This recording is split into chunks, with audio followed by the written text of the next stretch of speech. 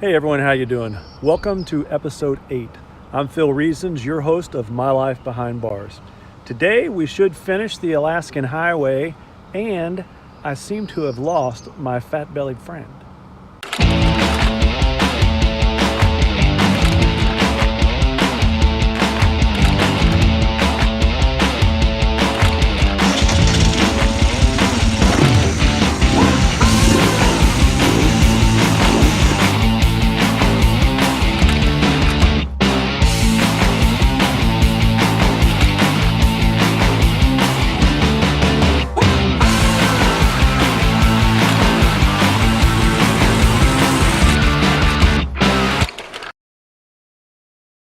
Hey, how you doing, everyone? I'm at the infamous signpost forest here in Watson Lake in the Yukon of Canada. I'm on my ride today to Alaska. So today I should cross the border and be back in the U.S. So it's been an amazing ride the last few days. Hope you've enjoyed the footage, and I look forward to crossing back into the U.S. So let's go on a ride.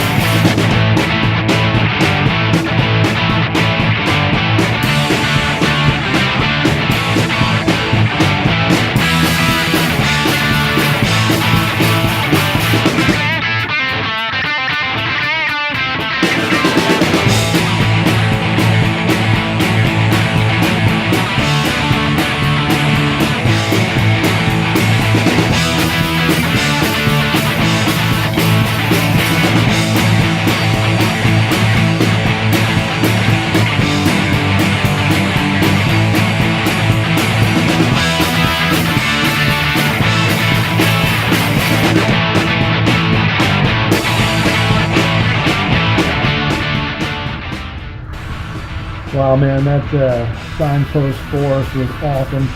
I love things like that. That forest was started by one private back in 1942 who was told to go out and repair the sign that had been knocked down by the bulldozers. The sign told all the delivery guys where to take the materials as they were building the road and how many miles it was to each construction station, but he added his own sign to his own hometown, and everyone just thought it was great. And so, you know, for the last 70 years, people have been adding their own signs, and it has grown into what it is today. So awesome display of creativity. And hey man, we're going on a ride up the Alaskan Highway. So we're headed to a place called Destruction Bay. Enjoy the views.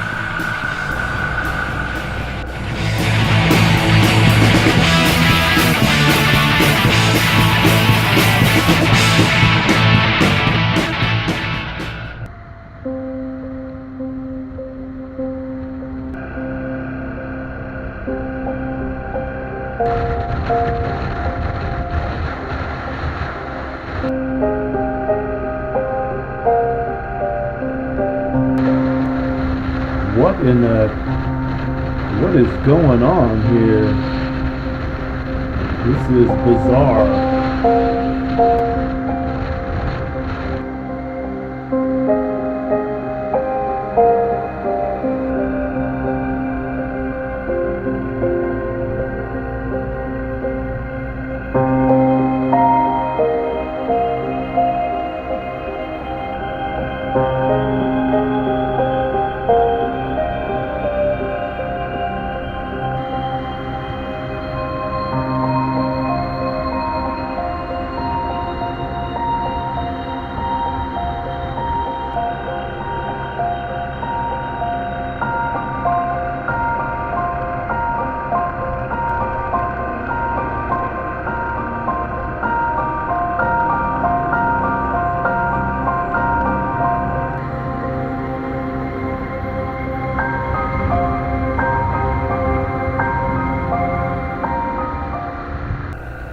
my gosh, what a bizarre weather situation there. Just a beautiful day, sun shining, and coming around the cove here at Destruction Bay.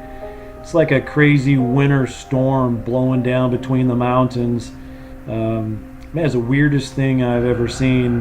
The temperature's warm, sun shining, but it's just crazy how there's this hazy fog out over the lake. And I mean, it's beautiful here, but really one of the most bizarre weather situations I've ever seen.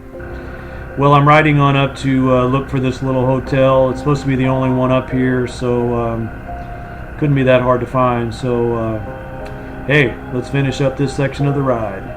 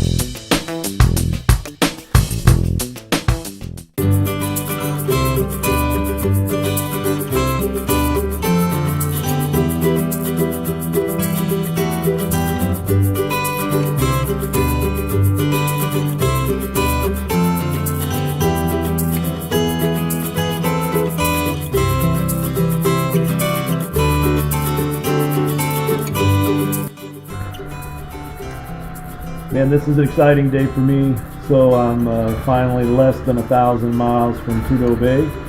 I have been over 1,000 miles down the Alaskan Highway. I'll finish it up at the end of today, which will be awesome. This stretch of road has just been absolutely incredible. But I can't, imagine what it would have been like building this road. And what it took to accomplish that. Absolutely amazing, beautiful, beautiful scenery, but golly, how difficult it would have been to cut a road through this area.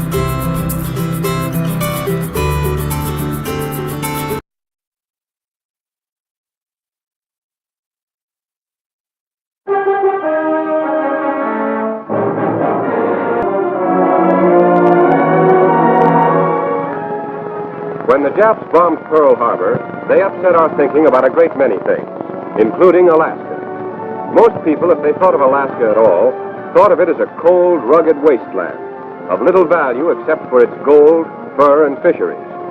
Now, suddenly, it seemed to have considerable additional value, both to us and to the Japanese. And its strategic position was not comforting. From Alaska, the Aleutian Islands stretched out invitingly toward a shrewd and daring enemy. The great Japanese air and naval base at Paramushiro was only 750 miles from Attu. Attu was only 1,200 miles from the mainland of Alaska. And Japs in Alaska would be a direct threat to the west coast of America and also to the interior. Alaska's long and broken coastline was weakly defended. Our bases were few and far between. And our only means of supplying them was by sea or by air.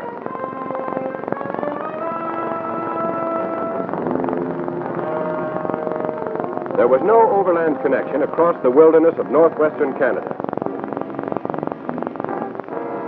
Not even a trail.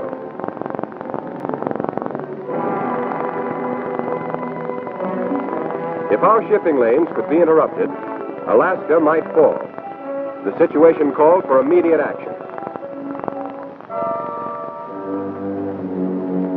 With Canada's consent, the United States War Department decided to build a military highway from Rails End at Dawson Creek, British Columbia, to Fairbanks, Alaska, to link up and supply these airfields and to provide emergency access to Alaska for troops and materiel.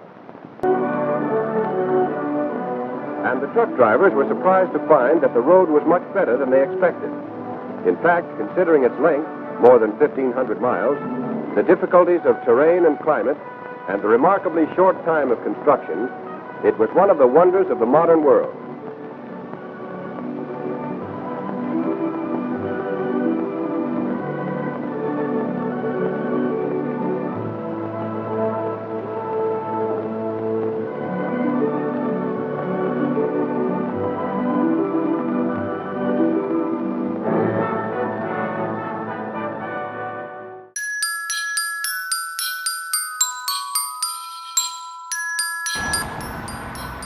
Okay, Will, I guess I've been wrong all these years.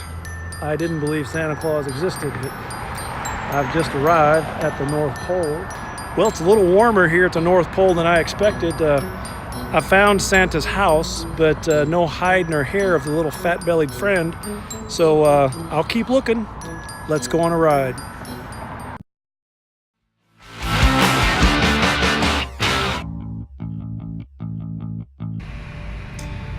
Hey, what an amazing ride. Gosh, the last couple of days have just been incredible. My journey down the Alaskan Highway. Today, I want to talk to you about fear. And I know that a few episodes ago, I talked about fear. And I know I talked about fear and how it would stop you and keep you from accomplishing the things that you wanted to accomplish. But today, I want to talk about the positive elements of fear. I believe that fear is an emotion, a feeling that is God-given, and that therefore it's got to have a positive benefit. And I believe that fear, although can cause you to just freeze up and not want to do anything, it can also be a motivator, and it can motivate you to accomplish things. As we saw today with these men who built the Alaskan Highway. These guys built this highway in 8 months. 1,500 miles through the forest, through the mountains, through the permafrost. They built this highway in 8 months, motivated by a fear that the Japanese were going to come in and take over the world. So fear can be a positive motivating factor. So here's what I would like to encourage you to think about. When you are afraid, I think one of the most common fears we all feel is a fear of failure. Okay, so we don't want to fail, and fear of that reality is sometimes overwhelming. But here's what I want to encourage you to do. Allow that fear to motivate you to do what you need to do to succeed. So figure out what it's going to take to get you where you want to go. Begin to practice or apply yourself to study so that you don't fail. That's the positive element of fear. If you're afraid of relationships, afraid of commitment because you're afraid of the pain or the loss or the possibility of failure, then hey, don't fail. Allow that fear to push you to be the best you can be. Be the best husband, the best wife, whatever. Be the best you can be. Don't fail because you're afraid of that. Allow that fear to push you into being what you need to be. All right, hey, I hope you've enjoyed this. If you like this, hit that button. If you want to see more of these, hit the subscribe button, and then you'll get notified every time we send out new videos. And I look forward to seeing you in our next episode.